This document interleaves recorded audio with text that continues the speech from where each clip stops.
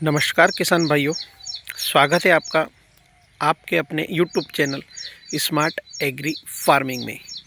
दादा लाड टेक्निक से कपास लगाना। आज हमारे खेत में दादा लाड जी के टेक्निक से कपास लगाने का कार्य प्रारंभ हो चुका है। यह एक तरह से HDPS तकनीक भी कहा जाता है, लेकिन इसके जो जनक है आदरणीय पद्मश्री दादा लाड जी है और उन्होंने इस तकनीक का आविष्कार किया था।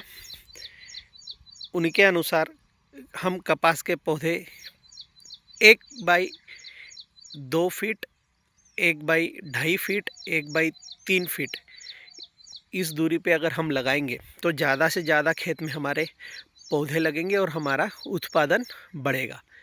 अब चूँकि हम अपने खेत में थोड़ा सा अंतर बढ़ा के इस बार लगा रहे हैं 4/1 फीट पे, यानी पौधे की संख्या तो ज़्यादा ही होगी। प्रचलित विधि में 4/2, 4/3 इस प्रकार से कपास लगाई जाती है, लेकिन हम 4/1 पर लगा रहे हैं। इसके पहले भी हमने इस तकनीक से कपास की बुआई करी थी, जिसमें मुझे 11.25 कुंटल के आसपास कपास आया था। और इस वर्ष फिर 4/1 पर हम कपास लगा रहे हैं, यानी लाइन से लाइन की दूरी हमारी 4 फीट है और पौधे से पौधे की दूरी 1 फीट है। तो इस प्रकार से ज़्यादा प्रति एकड़ पौधों को हम लगा रहे हैं। अब दादा लाड की टेक्निक में मुख्य रूप से वैसे तो 5-6 चीज़ें हैं, लेकिन मुख्य जो है 2 बातें। एक है 35 दिन का कपास होने के बाद में, यानी 35 दिन के बाद में 40, 45 या 50 दिन में आपको कपास में मोनोपोडिया आएगी। यानी कपास में 2 प्रकार की शाखाएं होती है, एक मोनोपोडिया, एक सिम्पोडिया। मराठी में हम लोग उसको गड़ फांदी और फड़ फांदी ऐसा बोलते हैं। गड़ यानी मोनोपोडिया, जिसकी हमको आवश्यकता इस तकनीक में नहीं होती है, और एक होती है सिम्पोडिया यानी फड़ फांदी। फड़ यानी फल देने वाली, जिस पे फल की आवश्यकता है और वो हमारे काम की है।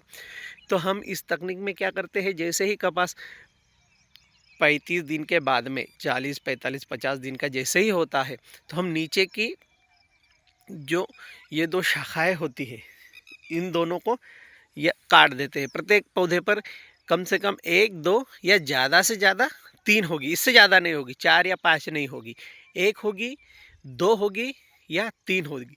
अधिकतर आपको 2 मिलेगी। और जब हमारे पौधे 45-50 दिन के हो जाएंगे और जब हम इनकी कटिंग करेंगे तो आपको वो बताएंगे कैसे पहचान करना है। तो एक काम वो करना होता है। दूसरा काम होता है कि आपने जिस अंतर से लगाया है, यदि 3 फीट के अंतर से लाइन टू लाइन की दूरी आपकी 3 फीट है, तो 3 फीट पे आपको ऊपर से उसका टिलरिंग कर देना है, ऊपर से कपास को रोक देना है, उसको काट देना है। मराठी में हम शेंडा खोड़ना ऐसा बोलते हैं उसको। तो ऊपर से वह काट देना है, और यदि 4 फीट पे लगा है तो 4 फीट के हाइट पे उसको रोक देना है। इस तकनीक में अपने को कोई उनकी लियोसिन वगैरह के स्प्रे की उतनी आवश्यकता नहीं होती है। एक आध बार अगर अपन ने करा स्प्रे तो ठीक, नहीं तो उसकी उतनी आवश्यकता नहीं होती है। तो जब हम ऊपर से भी इसको कट कर देते हैं और नीचे से भी जब कट कर देते हैं, तो इतना पास में कपास लगाने के बाद में भी यह आपस में उलझता नहीं है, यानी नीचे हवा के लिए जगह बन जाती है। अब उनको क्यों काटते हैं नीचे से 2 या 3 स्टेम, वो जो 2 या 3 शाखाएँ क्यों काट देते हैं, और उसके कारण पौधे को क्या फ़ायदा मिलता है? तो उसके कारण क्या होता है कि जैसे ही हमारा कपास का पौधा जो भी ज़मीन से उपजाऊ पोषक तत्व जो भी लेता है, तो वह तना नीचे से लेके उसको ऊपर तक पहुंचाने की कोशिश करता है। और ये जो एक्स्ट्रा में जो 2 मोनोपोडिया है, यानी जो गड़ फांदी है, ये क्या करती है, उस पौधे का पूरा अन्न रस लगभग आधे से भी ज़्यादा अन्न रस वो दोनों मोनोपोडिया या गड़ फांदी खा जाते हैं। और वह पौधे के साथ कंपटीशन करने लगते हैं। इसलिए यदि हम उनको कट कर देंगे तो पौधा जो भी अन्न रस, जो भी पोषक तत्व ज़मीन से लेगा, वह नीचे से लेके ऊपर तक प्रत्येक बोंड तक, प्रत्येक फल तक पहुंचाएगा, जिससे उसका नीचे का जो फल का वजन रहेगा, नीचे जो बोंड का वजन रहेगा, वही ऊपर का बोंड का भी वजन होता है। उससे क्या होता है कि हमारा कपास वजनदार होता है और हमको उत्पादन ज़्यादा मिलता है। चूँकि हमने पौधे भी ज़्यादा लगाए हैं, उत्पादन वजन भी ज़्यादा है, तो ज़्यादा से ज़्यादा हमको उसका उत्पादन मिलता है।